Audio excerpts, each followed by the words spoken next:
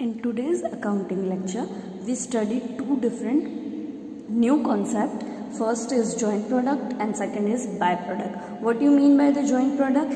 When out of one process we can separate the two or more products within a same process. Means કે કોઈ એક જ process કરવાથી એક અથવા બે કરતાં વધારે પ્રોડક્ટ એક સાથે એક જ પ્રોસેસની અંદર મળતા હોય, બરાબર છે, તો એને કહેવાય જોઈન્ટ પ્રોડક્ટ. જેમ કે ઓઇલ રિફાઇનિંગ કરવાની પ્રોસેસ છે, પેટ્રોલિયમ ઓઇલ રિફાઇનિંગ કરવાની, તો એનામાં એ જ પ્રોસેસમાં કેરોસીન પણ મળે, પેટ્રોલ પણ મળે, ડીઝલ પણ મળે, તો એ એક જ પ્રોસેસની અંદર આપણે એક કરતાં વધારે પ્રોડક્ટ મળતા હોય છે, તો એને કહેવાય એક જ પ્રોસેસથી એક સાથે બે અથવા બેથી વધારે કોઈ પ્રોડક્ટ આપણને મળે છે, તો એને એ બંને પ્રોડક્ટને કહેવાય જોઈન્ટ પ્રોડક્ટ. અને બંને પ્રોડક્ટ કેવા હોય છે? મેઇન હોય છે, બરાબર છે.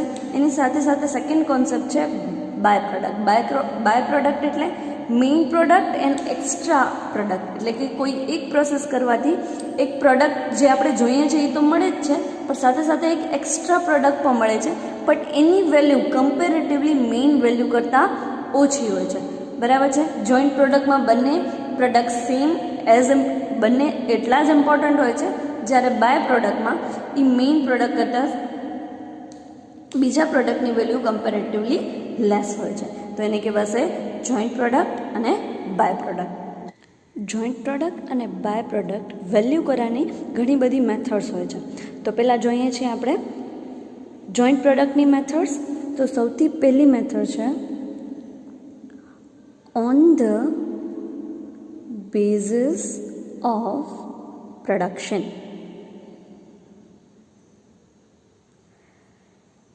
On the basis of the production, that means કે તમે જેટલું પ્રોડક્શન કરો છો, બંને પ્રોડક્ટનું જેટલું પ્રોડક્શન આવે છે એના બેઝિસ ઉપર કોસ્ટ ડિસ્ટ્રીબ્યુટ કરવાની. સપોઝ એક્ઝામ્પલ લઈએ, બે પ્રોડક્ટ છે એ અને બી, બંને જોઈન્ટ પ્રોડક્ટ છે. એ પ્રોડક્ટ પ્રોડ્યુસ થાય છે 5000, બીના 10,000 યુનિટ્સ પ્રોડ્યુસ થાય છે, બરાબર છે. તો એકચ્યુઅલ પ્રોડક્શન કેટલું છે? એનું 5000, બીનું 10,000. તો રેશિયો વિલ બી 1:2. તો જેટલું પણ કોસ્ટ હશે, ટોટલ કોસ્ટ કયા રેશિયોમાં ડિસ્ટ્રીબ્યુટ થશે? સો 1:2. તો on the basis of the production એટલે બંને પ્રોડક્ટનું જેટલું પ્રોડક્શન હોય એના પરથી આપણે એક રેશિયો ફાઇન્ડ કરવાનું હોય, અને જેટલી પણ કોસ્ટ આપેલી હોય, જેમ કે ડાયરેક્ટ વેજીસ, ફેક્ટરી ઓવરહેડ ઓર મટીરિયલ ઓર એની અધર એક્સપેન્સીસ, આપણે કયા રેશિયોમાં ડિવાઈડ કરશું? 1:2 રેશિયોમાં, બરાબર છે. સેકન્ડ મેથડ છે રિલેટિવ સેલ્સ વેલ્યુ મેથડ.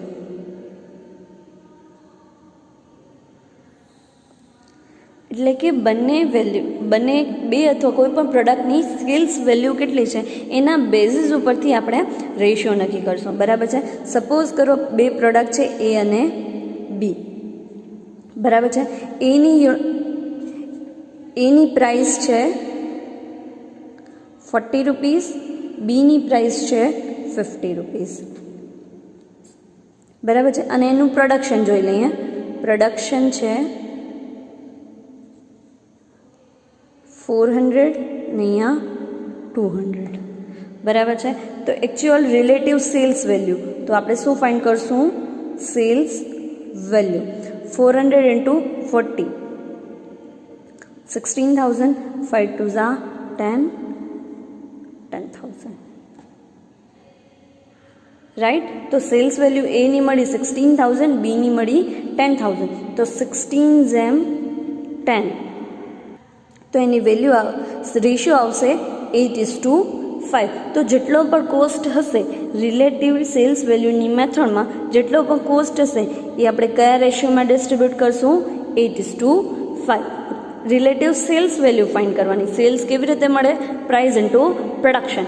જ્યારે પહેલી મેથડમાં આપણે ખાલી પ્રોડક્શનને લઈને રેશિયો ફાઇન્ડ કર્યો, સેકન્ડ મેથડમાં આપણે સેલ્સ વેલ્યુ લઈને ફાઇન્ડ કરશું. સેલ્સ વેલ્યુ કઈ રીતે મળશે? Price into production. કોઈ પણ એક યુનિટ્સનું, બંનેનું યુનિટ્સ લઈ રેશિયો ફાઇન્ડ આઉટ કરશું, અને જેટલો પણ કોસ્ટ હશે એ સેલ્સ વેલ્યુથી ના રેશિયોથી આપણે ડિસ્ટ્રીબ્યુટ કરશું, બરાબર છે. થર્ડ પ્રોસેસ છે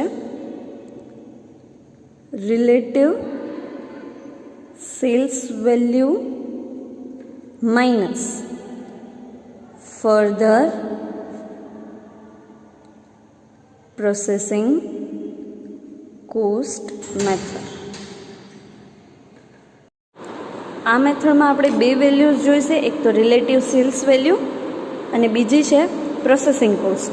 બરાબર છે. સેલ્સ વેલ્યુમાંથી પ્રોસેસિંગ કોસ્ટ માઇનસ કરશું એટલે જે આન્સર મળશે એનો રેશિયો ફાઇન્ડ આઉટ કરશું અને દેન એ આપણે એ રેશિયો યુઝ કરશું. તો એ એક્ઝામ્પલથી સમજીએ. Let's example illustration number 6.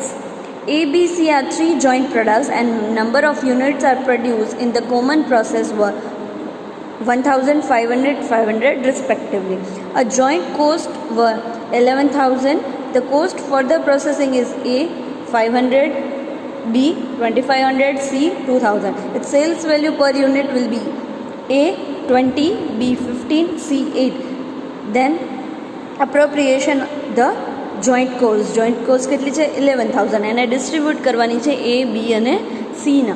કઈ મેથડથી? તો કે રિલેટિવ સેલ્સ વેલ્યુ અને ફર્ધર પ્રોસેસિંગ કોસ્ટ મેથડથી. તો સૌથી પહેલાં તો આપણે જોઈ લઈએ કેટલા યુનિટ્સ, કેટલા પ્રોડક્ટ છે A, B અને C.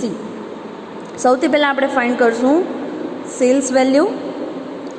સેલ્સ વેલ્યુ કઈ રીતે થશે? Price into units. બરાબર છે. એના યુનિટ્સ કેટલા છે? 1,000. પ્રાઇસ કેટલી છે? 20. 1,000 into 20. Sales value will be 20,000. Similarly for B, 500 units, 15 rupees.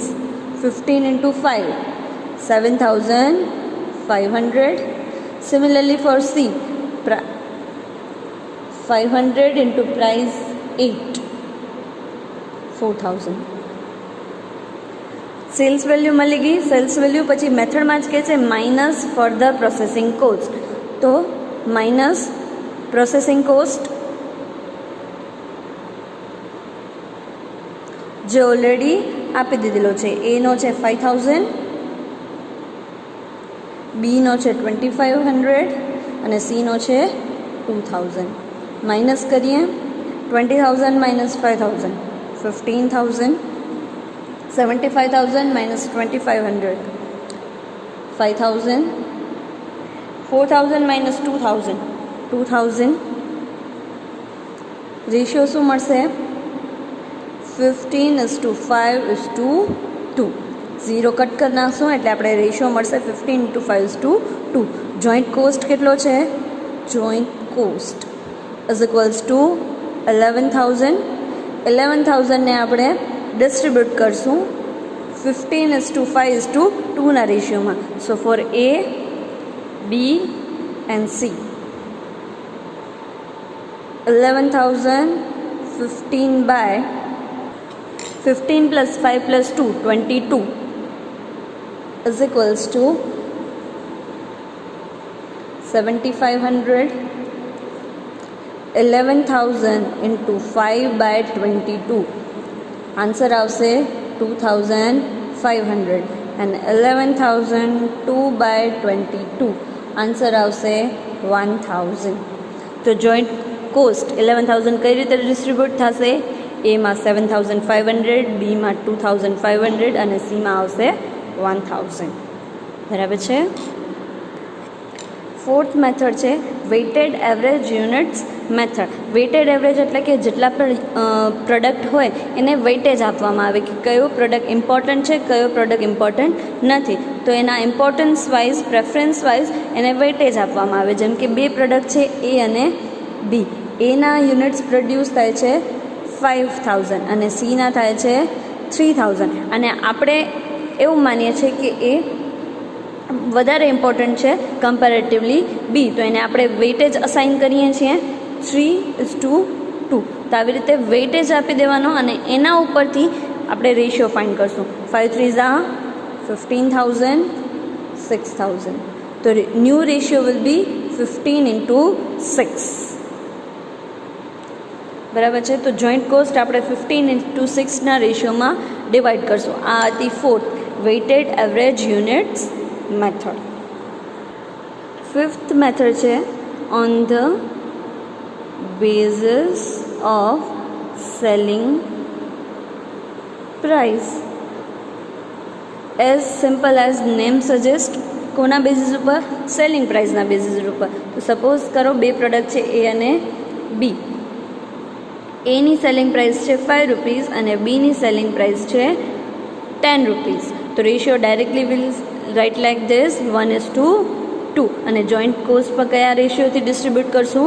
1:2 ના રેશિયોમાં on the basis of selling price. આપણે ટોટલ કેટલી મેથડ્સ જોઈ?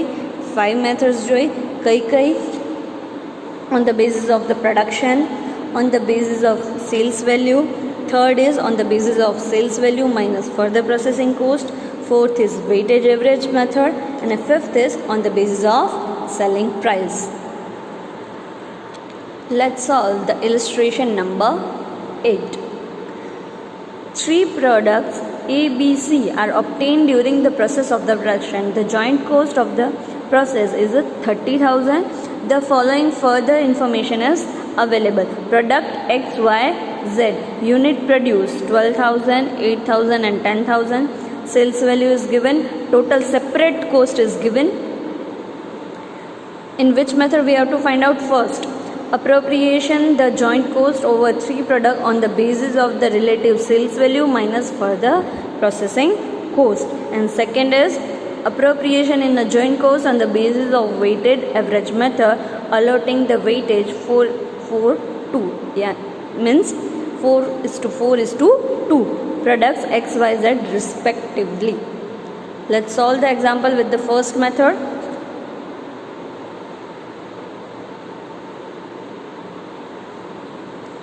Illustration number 8. X, Y, Z particular. First method છે relative sales value minus further processing cost. તો સૌથી પહેલાં આપણે શું ફાઇન્ડ કરવું પડશે? Cells value. એક્સના કેટલા યુનિટ્સ છે? 12,000. પ્રાઇસ આપેલી છે 10. 12,000 into 10, 1,20,000. For Y, યુનિટ્સ આપેલા છે 8,000. પ્રાઇસ આપેલી છે 5. Sales value will be 40,000. Z માટે યુનિટ્સ આપેલા છે 10,000 અને પ્રાઇસ આપેલી છે 8. બરાબર છે. માઇનસ કરશું further processing cost. Separate cost already આપી દીધેલો છે 20,000, 5,000 and 15,000. 20,000, 5,000, 15,000. 1,20,000 minus 20,000, 1,40,000 minus 5,000, 35,000. 80,000 minus 50,000, 65,000. Right? So we get the ratio of 100:35 into 65. After solving this, we get 20:7:13. So joint cost ratio will be 20:7:13. How much total cost is given? Joint cost is equals to 30,000. So we have to distribute among X, Y and Z.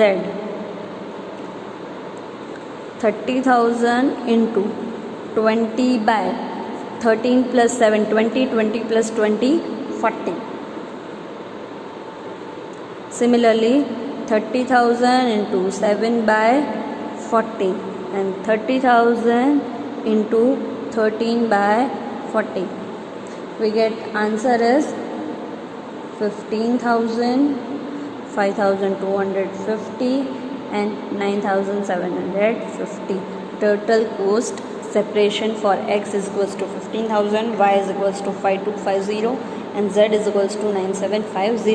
On the basis of relative sales value and minus for the processing cost, right? Let's solve with the second method. Second method is weightage average method. Weightage is given 4:4:2. Now let's draw a table. Particular X, Y, Z. Units are 12,000, 8,000 and 10,000. Weightage 4:4:2. 12 fours are 48,000, 32,000 and 20,000. We get ratio is 48, 32, 20.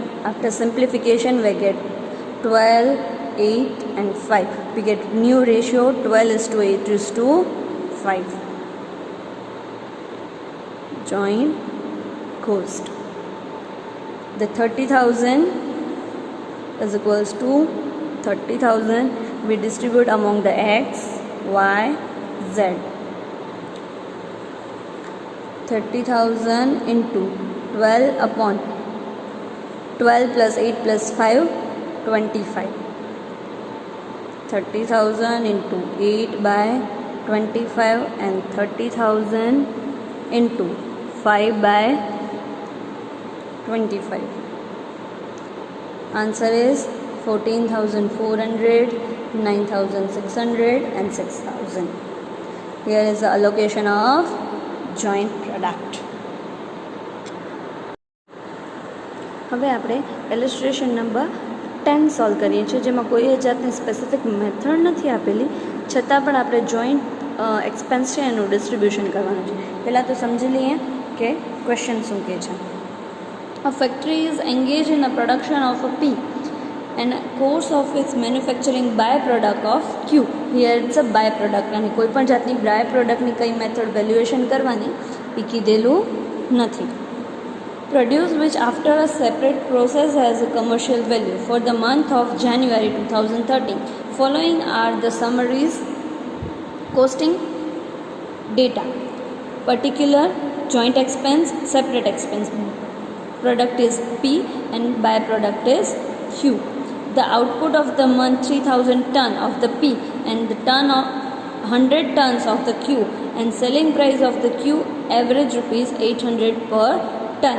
Assuming the profit on the Q estimated 50% on the selling price, prepare the cost statement of P. આપણે Pનું prepare કરવાનું છે, તો એના ઉપરથી પહેલાં તો આપણે ક્યુનું statement બનાવવું પડશે. એનામાંથી એનું જોઈન્ટ કોસ્ટમાં પોર્શન કેટલું છે એ ફાઇન્ડ આઉટ કરશું, પછી જ પી માટે સ્ટેટમેન્ટ બનાવી શકશું. તો સૌથી પહેલાં સ્ટાર્ટ કરીએ. ફોર પ્રોડક્ટ ક્યુ, બરાબર છે.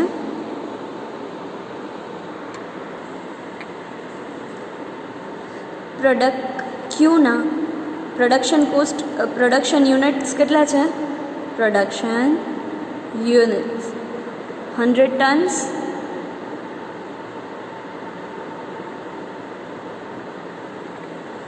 સૌથી પહેલાં તો આપણે સ્ટેટમેન્ટ બનાવી લઈએ. Particular and amount. સૌથી પહેલાં લખશું સેલ્સ. સેલ્સ કેટલું છે? તો કે 100 ton production, selling price is 800 per ton. તો total sales value will be 80,000 minus સેલ્સમાંથી પ્રોફિટ માઇનસ કરશું તો જ આપણને કોસ્ટ મળશે. પ્રોફિટ શું કહે છે? 50% ઓફ સેલ્સ. સો 80,000ના 50%, આન્સર આવશે 40,000. 80,000 માઇનસ 40,000, 40,000 શું મળશે આપણને? ટોટલ કોસ્ટ, બરાબર છે. ટોટલ કોસ્ટમાંથી સેપરેટ ક્યુનો કોસ્ટ હશે. જે અહીંયા આપેલું છે 8,000, 5,000 and 2,000. 8,000 plus 5,000 plus 2,000. Total cost is 15,000. 40,000 minus 15,000. Remaining 25,000. તો આ 25,000 શું છે? Portion in joint cost. એટલે જેટલું પણ ટોટલ જોઈન્ટ કોસ્ટ છે 50,000 પ્લસ 30,000 એન્ડ 20,000, આ જોઈન્ટ કોસ્ટનો ટોટલ છે એનામાંથી 25,000 કોસ્ટ કોનો છે? ખાલી પ્રોડક્ટ ક્યુનો. તો 25,000 એ માઇનસ કરીએ એટલે આપણે પીનો પોર્શન મળી જાય, બરાબર છે? તો total joint cost is equals to 50,000 plus 30,000 plus 20,000. We get 5 plus 3, 8 plus 2, 10, 1 lakh. Out of 1 lakh we deduct 25,000, so minus 25,000 we get 75,000. Joint cost portion of P. Right. So આપણે find શું કરવાનું છે? Cost પર ton four product P. તો પહેલાં તો એના માટે આપણે ટોટલ કોસ્ટ ફાઇન્ડ કરવી પડશે. તો ટોટલ કોસ્ટ કઈ રીતે ફાઇન્ડ થશે? Total cost already separate expenses આપેલા છે પીના, તો પહેલાં સેપરેટ એક્સપેન્સ એડ કરશું. કેટલા છે? 30,000 પ્લસ 20,000 પ્લસ 10,000, ટોટલ છે 60,000. અને જોઈન્ટ કોસ્ટમાં પોર્શન કેટલો હતો? 75,000. So 60,000 plus 75,000, total is 1,35,000. તો total cost of product P is 1,35,000. So for P cost per ton is equals to total cost upon output or units. So total cost is 1,35,000 and units 300 is given. So 1,35,000 upon 300. Answer is 450.